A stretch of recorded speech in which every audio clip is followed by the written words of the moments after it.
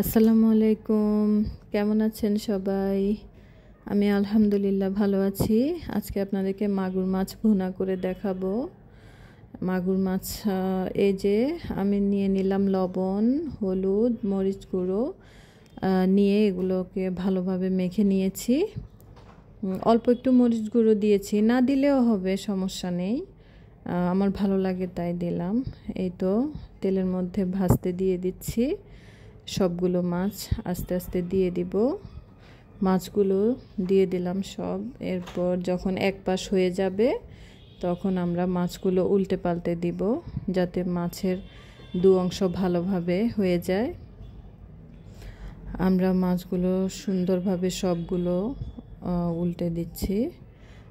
আমার কাছে মাগুর মাছ খুব ভালো লাগে। আপনাদের কাছে যদি ভালো লাগে আমার এই ভিডিওটা দেখে আপনারা বাসায় এভাবে ভুনা করবেন, আপনাদের কাছে ভালো লাগবে ইনশাল্লাহ।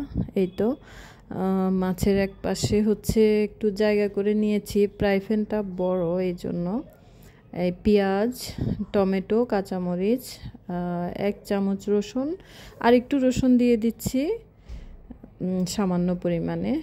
1 চামচ হলুদ গুঁড়ো দিলাম, 1 চামচ দিয়ে দিব মরিচ গুঁড়ো,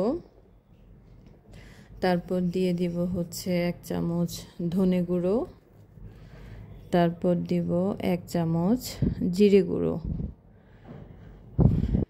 দেওয়ার পর মশলাগুলো আমি ভালোভাবে কষিয়ে নেব।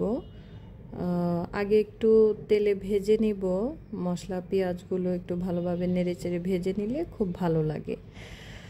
ভাজা হয়ে গেলে আমরা 1 গ্লাস পরিমাণ পানি দিয়ে দিব, যাতে মশলাগুলো আর মাছগুলো ভালোভাবে কষানো হয়ে যায়।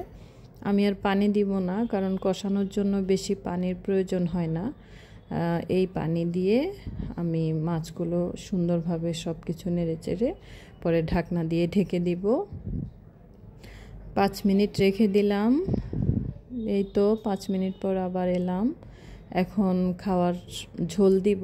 মানে ভুনা করার জন্য তো বেশি ঝোলের প্রয়োজন হয় না, অল্প একটু পানি দিয়ে দিলাম, যাতে মাছগুলো ভালোভাবে গায়ের সাথে লাগে পানিগুলো।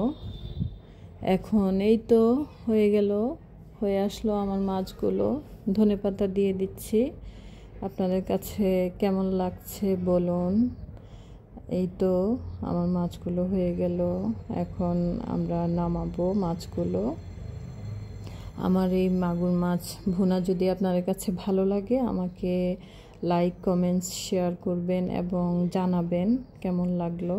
ভালো লাগলে অবশ্যই আমাকে সাপোর্ট করবেন, দোয়া করবেন আমার জন্য, আমি যেন আরও ভালো ভিডিও আপনাদেরকে দিতে পারি, আপনাদের সামনে আমি উপস্থাপন করতে পারি আরও ভালো ভালো ভিডিও, রান্নার ভিডিওগুলো। তো ঠিক আছে, আল্লাহ হাফেজ, আসসালামু আলাইকুম।